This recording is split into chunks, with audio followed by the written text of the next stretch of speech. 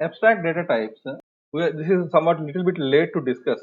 Already, knowingly or unknowingly, we have already practiced this abstract data types in our coding. Abstract data type, the name itself consisting of two sections.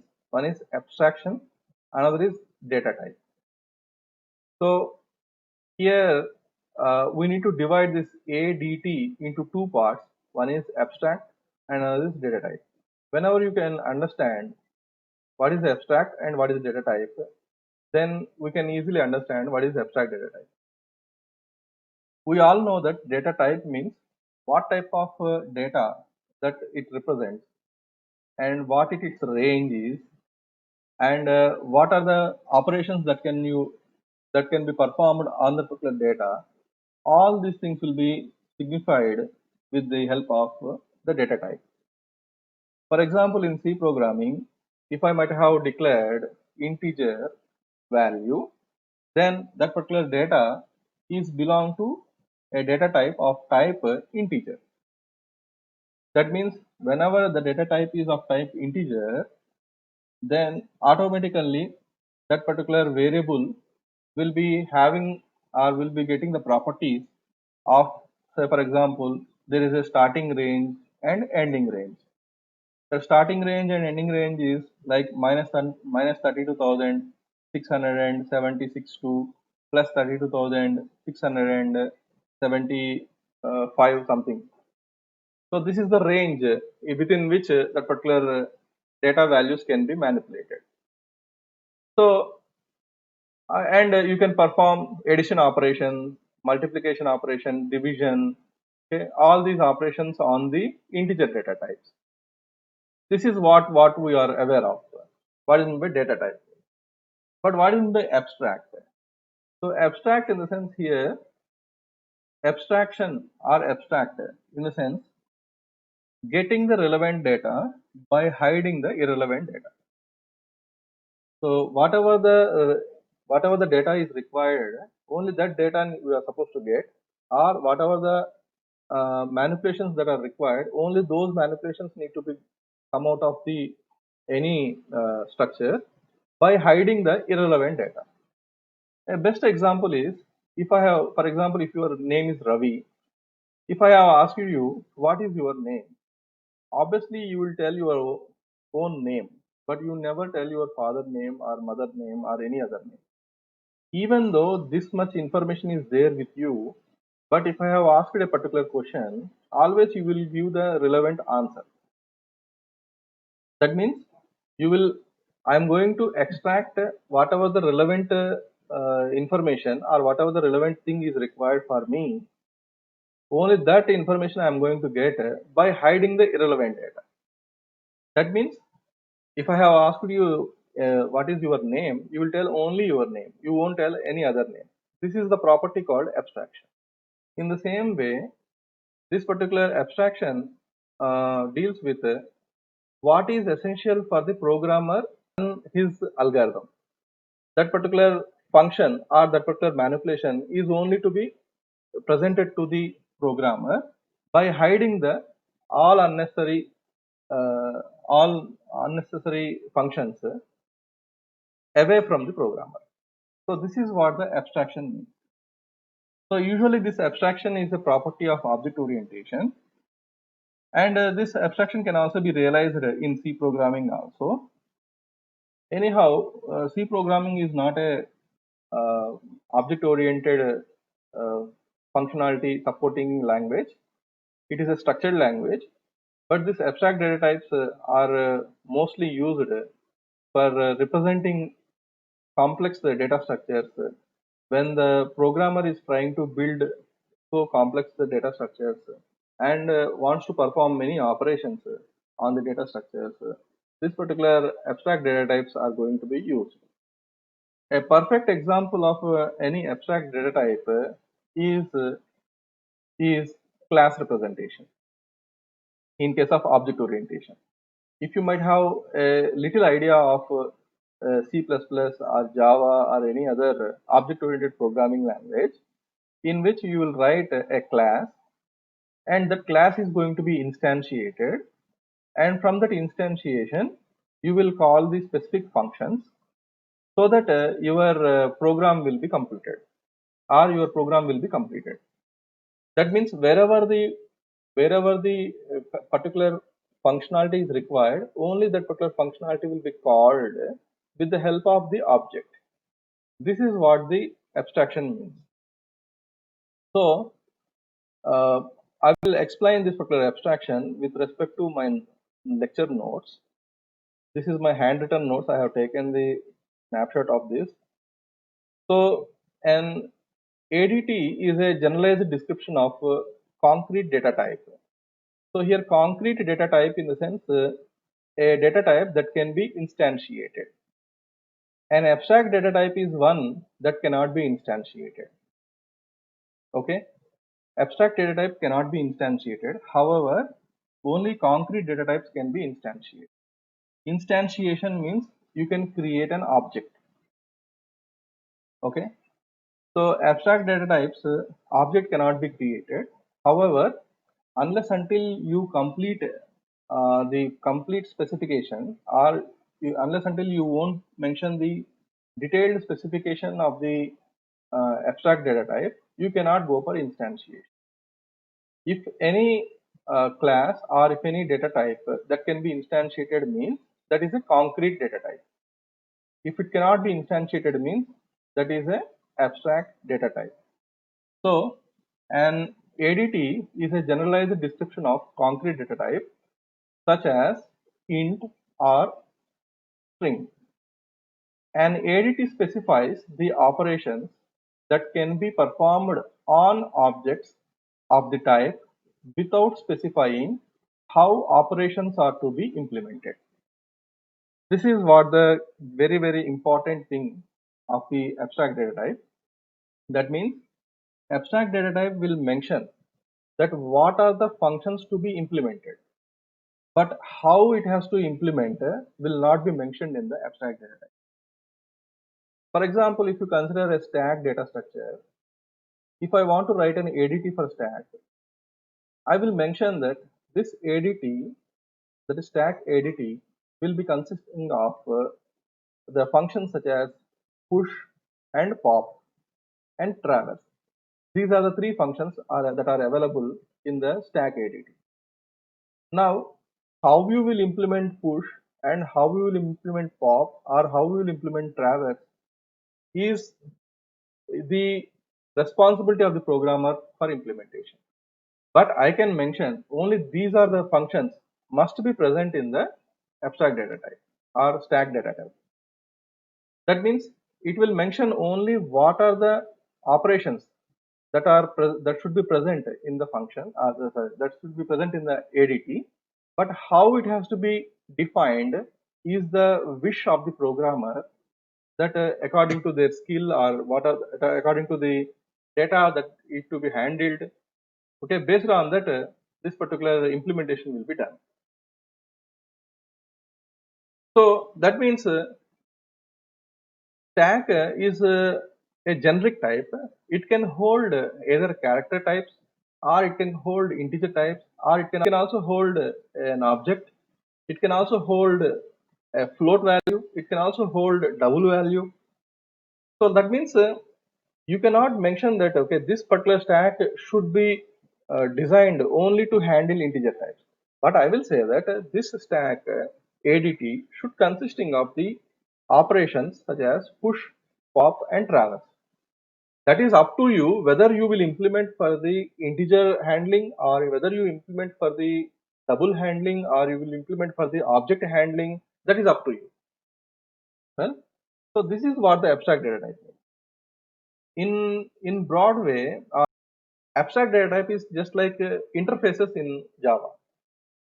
So in interfaces, you won't define anything. You will mention only what are the things to be implemented. But you will implement the particular interface via a class, and you can define in your own way the functions, whatever the things that you have declared in the interface, that you can define in your own way. So a data type is a specification of a range of values together with a set of operations which may variable of the type may have. That means just now I told you integer is having a particular range, like minus 32,000, some 676 to plus 32,000 and odd. And what are the possible operations that can be performed on integer? That is what the data type means. So an abstraction that specifies the specific details from the common features, the operations of an ADT can be defined by means of preconditions and post conditions and return values. So in order to implement, say for example, I will define stack ADT, and in that stack ADT, I will say that okay, this stack ADT must consisting of operations such as push, pop, and traverse. Now, for implementing push operation, what is the precondition required? Let's consider a static stack. In that, you want to implement a push operation. What is the in order to implement the push operation, what is the precondition required? How long you can push into the stack till stack is not full. Simple. So the precondition is we'll check always that if not is full, then we'll push into the stack. Okay. Next, post condition. The post condition, that what can you do is once you push the element into the stack, you need to increment the top pointer. That is what the post condition. Okay. Or post increment, or whatever the thing that you make it. So that means every operation in ADT must be having these two properties, that is the precondition and post condition, and a return value. If I have implemented a pop function, then it may be having a return value. And if I might have implemented a traverse function, obviously this will be having a precondition that if it is not empty, then traverse the stack, otherwise leave it. So just like that. So this precondition, a precondition for an operation is a condition that is assumed to be true before the operation begins.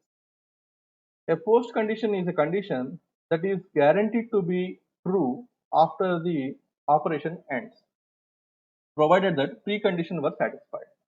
That means the flow will be like this. First, precondition should be satisfied, then required statements must be executed, then post condition must be satisfied, then if any return statement is there, return has to be done, then the flow will be ended. So this is a general way. Already in all our programming things so far, from the day one, that is single linked list, to in the last lecture, that is infix to the postfix conversion, all the entire code without these preconditions and post conditions we have not implemented.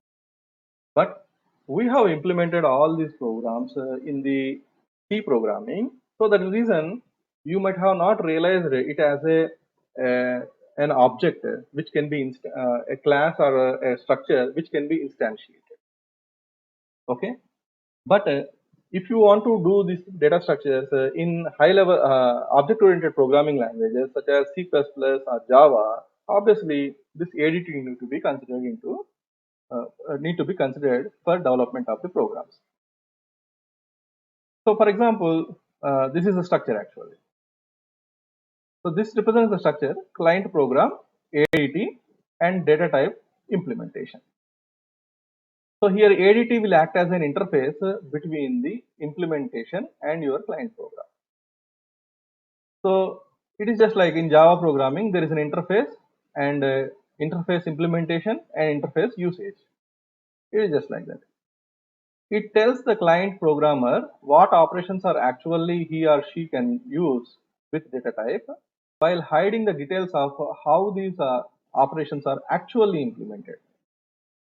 Okay.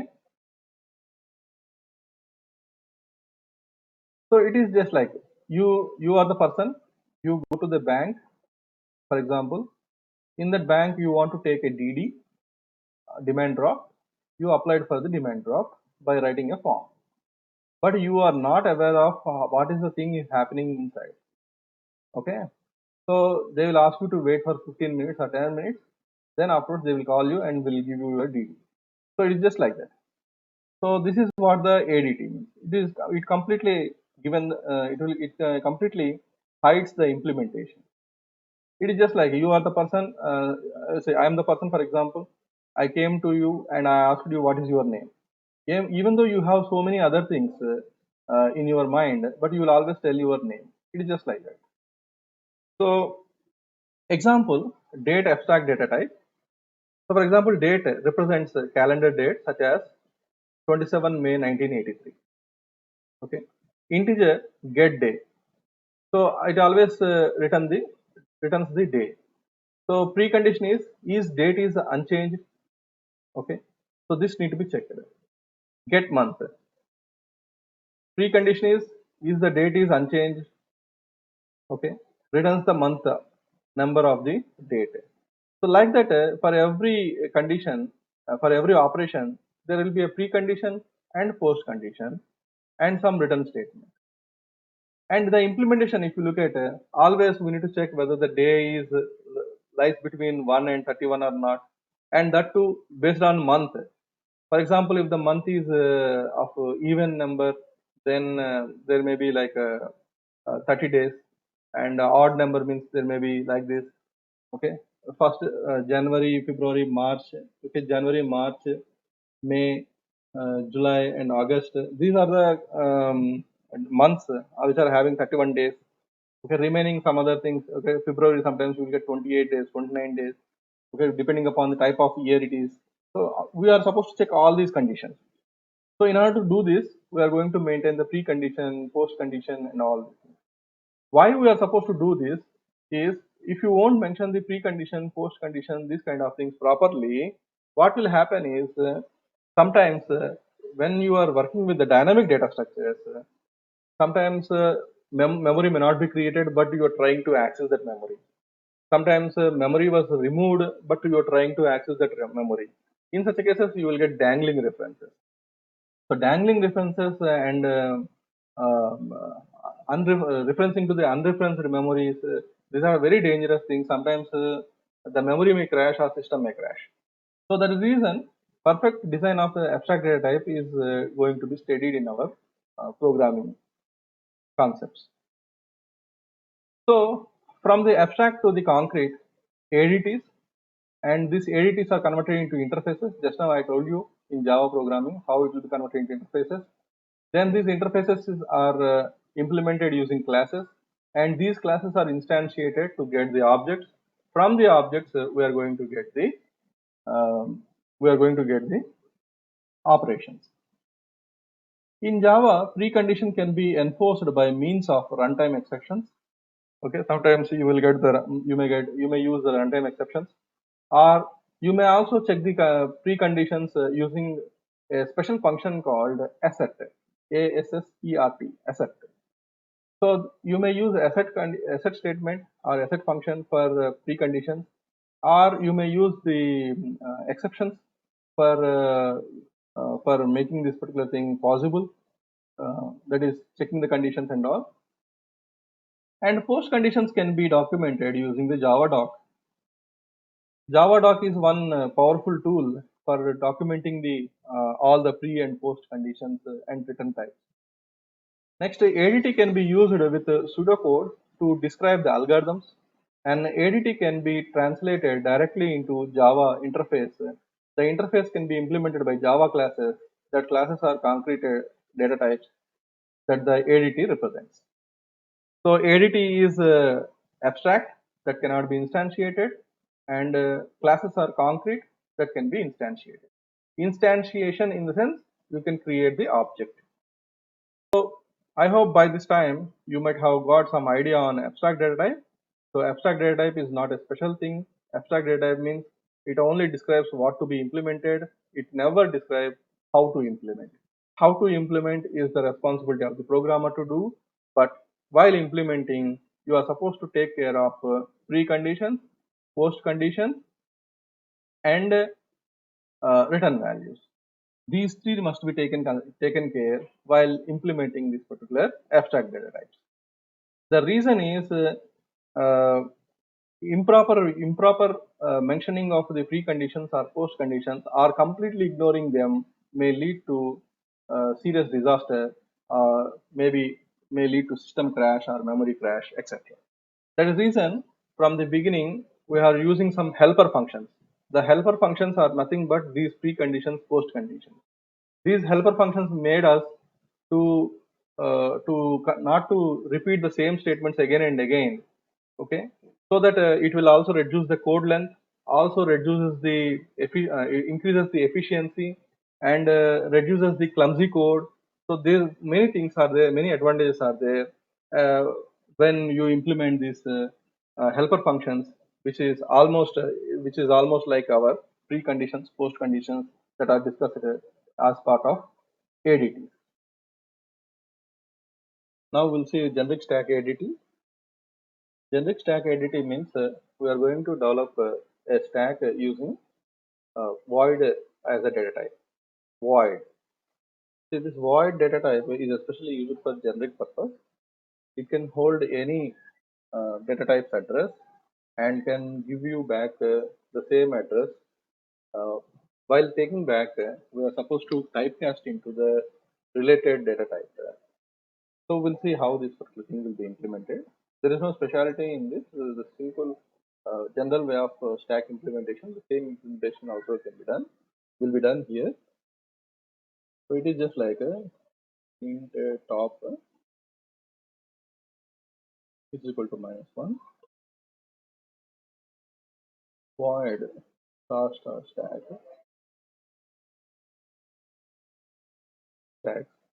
See, this is star is for array. That means to create the array dynamically, and this star is to hold the addresses of the element. So I'm going to write functions like void create stack of int. So int means the size, and we don't know what is the maximum stack size. Stack max initially it is 0. Stack max is 0, and I'm writing another helper function int is full, int is empty, void push of we are going to push the address void star, and since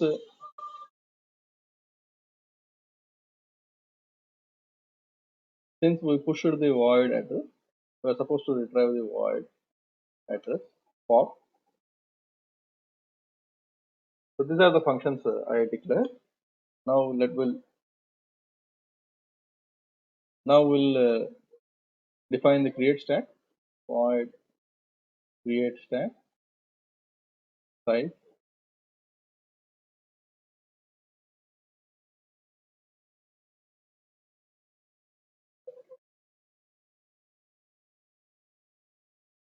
now stack max equal to size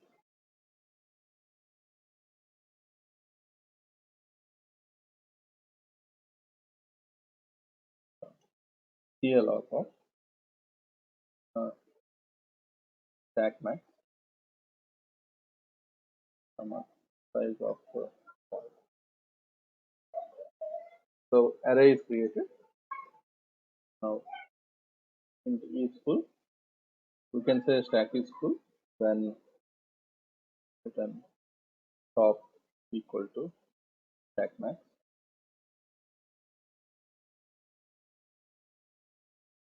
1.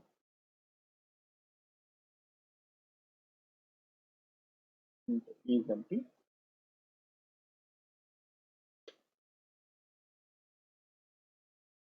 Then top is equal to -1.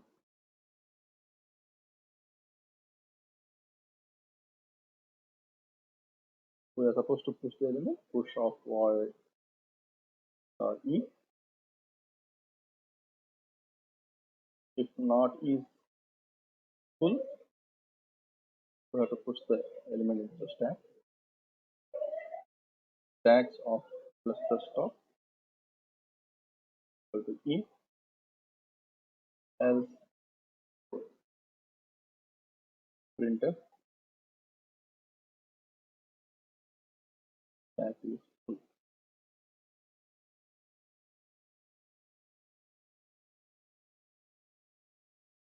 Okay. Next, pop. While popping the element, pop, we have to check whether stack is empty or not. If not empty, then we can remove the elements from the stack. If not empty, return stack of top minus minus, else return minus 9. So it's an error code. This is the stack implementation, generic stack. Now I'll write a code for testing this.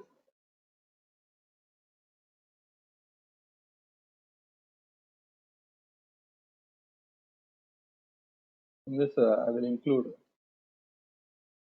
stdio.h, and also I have to include the header file stack adt.h. So one first header file I have included in less than greater than symbol, which means that whenever this function, whenever this statement is to be executed, the compiler will check for the compiler's default includes folder for this particular header file. Where in case of double quotes, whenever double quotes were mentioned, the compiler will check for the stack add.h header file. That is, what are the header file you include. That a header file will be checked first in the compiler's include folder. If it does not present in the compiler's include folder, then it will check in the current working directory. So the stack adt.h is a header file is available in the current working directory. That is the reason I have included in double quotes. Now directly we'll write the main method. First int some character. So next is option. Because I will use some do while loop like that. Create stack. So we need to mention size. I mean mention size 10. Do printf, enter the element to push.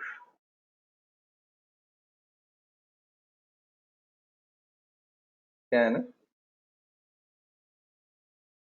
%ld, comma ampersand ch. Now we are supposed to push the element into the stack. Push of ch. So while pushing, we'll typecast into integer type.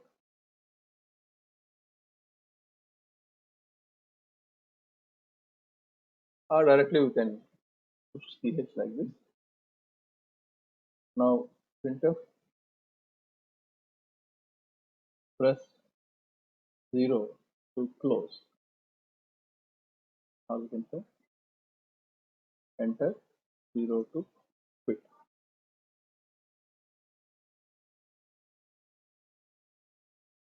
Scanf %ld option while option not equal. Printf %ld. So I want to see popped element. Once it is popped, whatever the element you got, it must be typecasted so that integer value is printed.